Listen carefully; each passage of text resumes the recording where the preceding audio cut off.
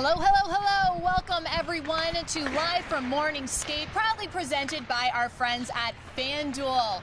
The Toronto Maple Leafs are looking for their third consecutive win tonight against the Nashville Predators, the first time these two teams have met this season, so it's going to be good.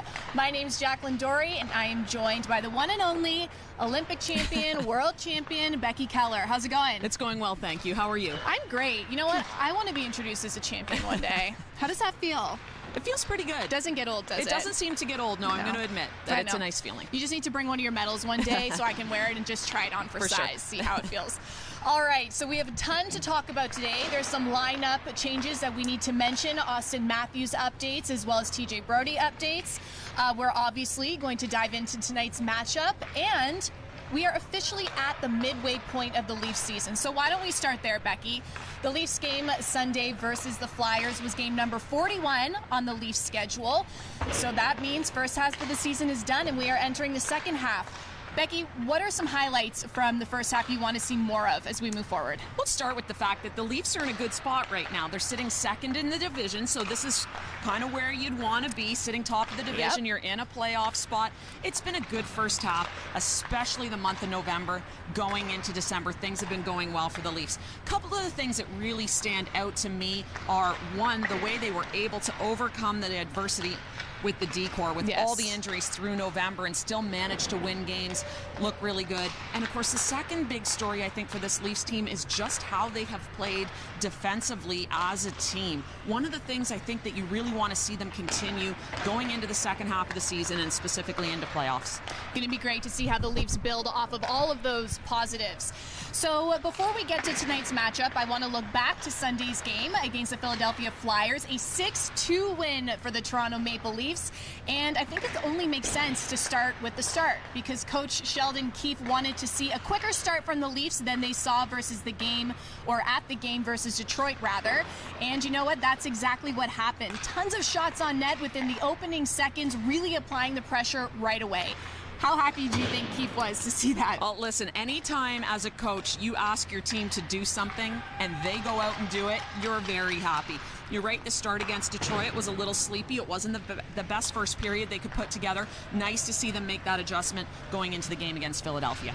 Another thing I really liked to see from that game was that 6 different Leafs got on the scoreboard that night.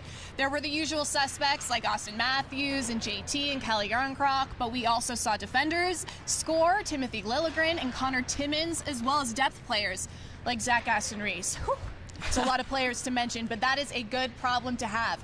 I want to talk about Kellar in particular, though, because his goal on Sunday was his 9th of the season, as you can see on our stats board right there. And he also registered 2 assists that game, so a 3-point night for him, which brings his production up to 14 points in his last 13 games for 20 points total this season. You know, when we first signed Jarnkrok back in the summer, he really was a jack-of-all-trades type player. You can put him anywhere, which is great. But do you think Jarnkrok's found a sweet spot on that second line? He seems to have found a home on the second line, and it's been a bit of a revolving door there with left wingers, so it's nice to see him fit into that spot and produce. It's been a smaller sample size, so we want to make sure that, you know, this is continuing as we go forward, but since he's come back from injury, he's put up 11 points in the last 9 games, so seems to be some chemistry between JT and Marner and Jarnkrok right now.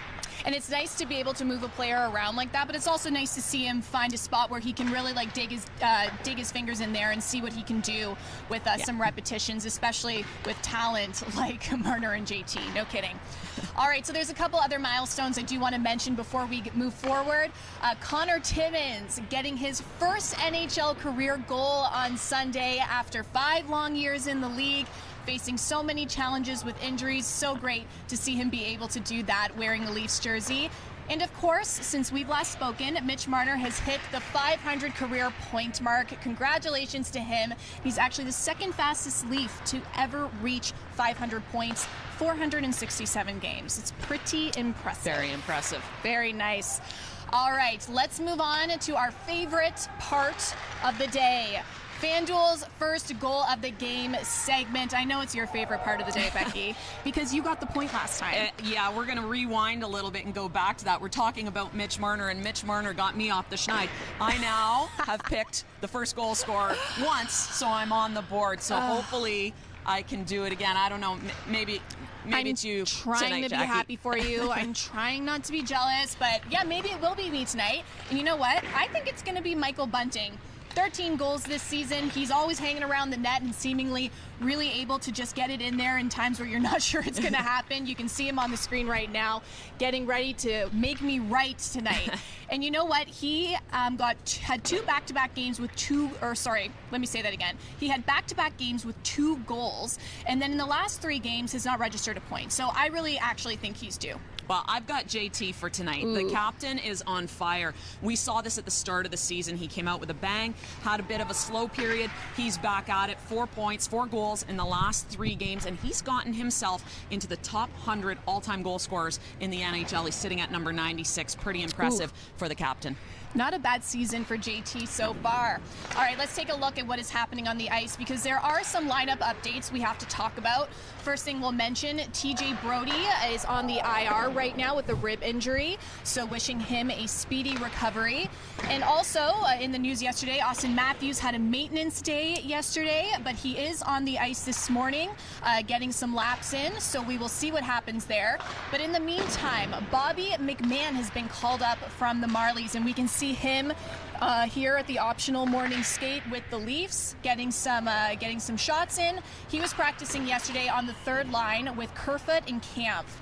So a lot of different moving parts here, Becky, but tell us a little bit more about Bobby and what he could bring to this lineup. Yeah, so Bobby's in his 2nd year in the AHL playing with the Marlies. His first year, he actually broke the Marlies rookie all-time scoring record. He beat Josh Levo, so pretty impressive start for him as a professional hockey player. Gets the opportunity here. He's having a really good 2nd year. He's come off an injury. He was out of the lineup for a little bit. Comes back in with a bang. He has 9 points in the last 6 games. He's a bigger guy, 6'2", 210 pounds. He likes to use his speed. So I would suspect if he gets into tonight's game, you can see him using his body, getting in on the forecheck. And you know what? He can shoot the puck. So we'll see. Maybe gets himself on the board. Yeah, and you know what? A lot of good things happening for McMahon this week. He actually was named the American Hockey League's Player of the Week on Monday for the Marlies, of course. So, yeah, like you mentioned earlier, a lot of nice calls home. Yeah, a couple nice calls home to mom and dad to say, hey, I'm Player of the Week, and then to call back and say, you know what, I'm playing with the Leafs. So pretty nice week for Bobby McMahon. His parents probably didn't even believe him the second call. They're like, all right, like really, come on, how much good news can we get in 1 week? But hey, it's a great problem to have. What are you going to do? All right, let's take a deeper dive into these Nashville Predators. They are sitting 4th in the Central Division with an overall record of 19, 14, and 6.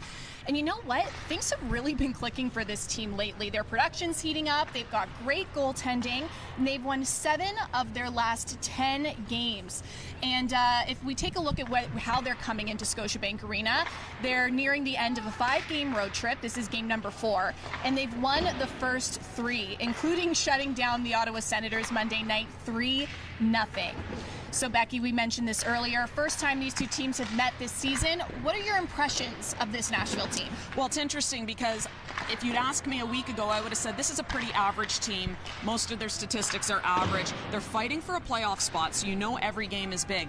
But the Leafs are seeing this team when they're on a heater. They're coming in. They have not lost a game in 2023 yet. And again, coming off of a shutout. First one for Soros as an NHL goaltender. So big moment for him. So you're seeing a team that is very hot. So I would suspect that the Leafs are preparing themselves for that. And again, a team that is fighting for a playoff spot. That's a very tight division right now. You've got Colorado and Edmonton, Calgary, St. Louis, and they're all sort of in the hunt right now. So every game is a big game for them. Yeah, and to your point about their stats kind of being middle of the road, I want to talk about special teams, but the Predators' power play in particular, because like you said, they're sitting 28th in the league right now on the power play. Not overly impressive, but when you look at their last 11 games, they have 9 goals on the man advantage. So, you know, I mean, having said that, the Leafs PK has been looking pretty good lately. They went 4 for 4 on Sunday. So can you talk a little bit about how the Leafs penalty kill, what they're doing right, and how they'll need to adjust things tonight against the Predators, if at all? Well, when a penalty kill is going well, it's quite often about staying in structure, getting in shot lane, and then making good decisions, whether you're going to pressure or whether you're going to contain. Leafs have done that well, and then having a bit of a pre-scout in terms of what you're going to see. This Predators team has, like you said, a power play that has not been good all year until late. They got Roman Josi at the top of the point. He's a guy that scored half his points, goals, and assists have come off of the power play this year. And you know that he is a very good defenseman. He was a Norris Trophy finalist last year. He won the Norris in 2020. So he's someone that they're going to want to make sure they're paying attention to on this penalty kill going into tonight.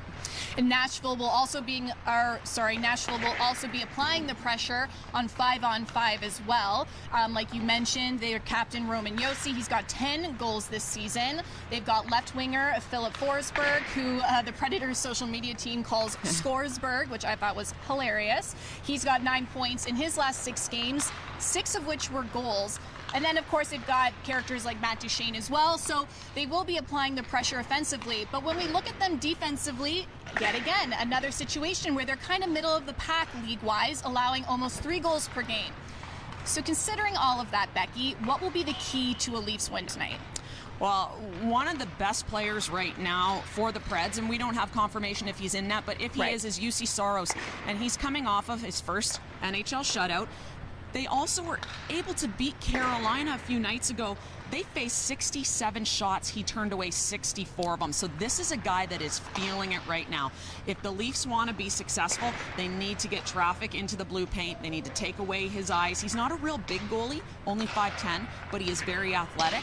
So you're going to want to get sticks on pucks, get his eyes away from the puck, find rebounds, make life difficult for the goaltender. Yeah, when you take a look at the amount of saves Saros has had in his last 2 games, it's 102 out of 105 shots on net. So the Leafs may be seeing a tired goalie if he happens to be in net. That's a lot of shots. That's one way to see it. Why not? I like that. So that is all we have for you today. I hope you guys are all excited to watch the game. The Toronto Maple Leafs looking for their 3rd consecutive win.